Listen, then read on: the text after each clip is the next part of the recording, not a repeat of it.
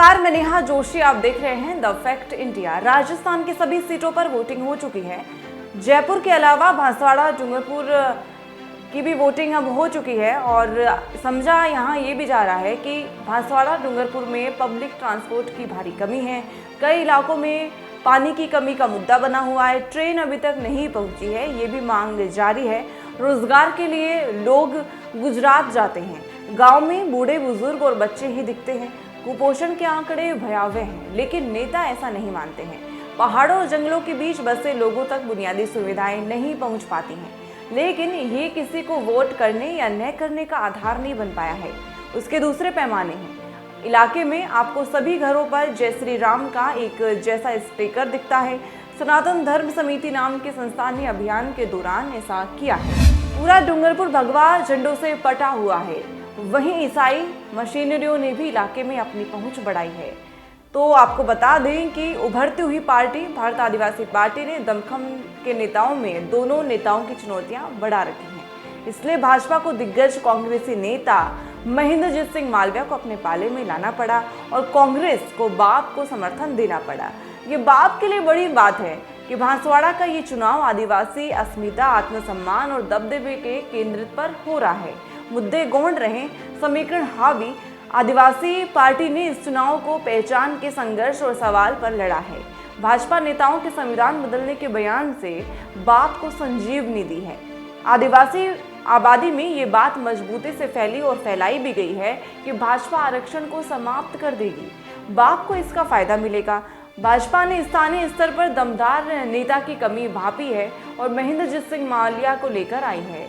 मालविया की जगह अगर भाजपा का दूसरा कोई प्रत्याशी होता तो भाजपा इस चुनाव में शायद ही कहीं जीत पाती। मालविया के राजनीतिक अनुभव और दांव पेश के कौशल ने भाजपा को फायदा पहुंचाया है और इस चुनाव को दिलचस्प बनाया है।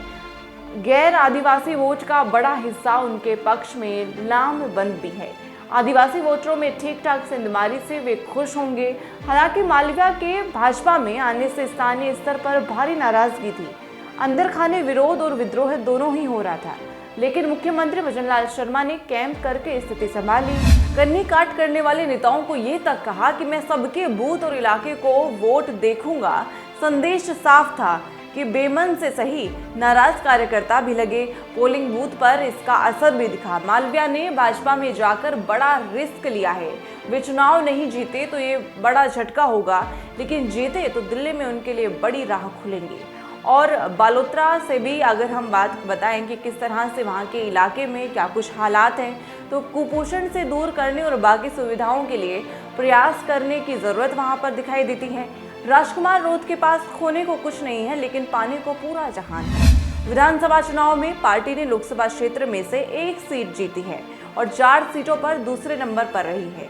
बाप ने इस चुनाव को पूरी तरह से आदिवासी अस्मिता और आरक्षण के सवाल पर लड़ा है।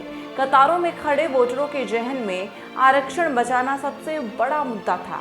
रिसेप्शन बनाने के लिए जिस खेल में भाजपा आगे रहती थी, यहाँ उसी में बाप ने भाजपा को मात दे दी। बाप के पास सभी विधानसभा में उत्साही युवा कार्यकर्ताओं की फौज है। लोग ये भी कह रहे हैं कि भाजपा और कांग्रेस के नेता आदिवासी के हक की बात नहीं उठा सकते हैं। बाप ही उनके अधिकारों के लिए लड़ सकती है। आदिवासी मतदाताओं का बहुत बड़ा हिस्सा राजकुमार रोध को मिलेगा। इसमें मुस्लिम वोट भी जुड़ेंगे। ये बाप की ताकत है कि राजकुमार रोध के पास खोने को कुछ नहीं, लेकिन पाने के लिए पूरा जहान है। विधानसभा चुनाव में पार्टी के लोकसभा क्षेत्र में 1 सीट जीती और 4 सीटों पर दूसरे नंबर पर रहे। बाप ने इस चुनाव को पूरी तरह से आदिवासी अस्मिता को आरक्षण देने के सवाल पर लड़ा है। अब देखना ये होगा कि 2024 के लोकसभा चुनाव में क्या परिणाम रहते हैं। इस पर आपका क्या कुछ कहना है, कमेंट करके जरूर बताएं। देखते रहें द फैक्ट इंडिया। मैं नेहा जोशी।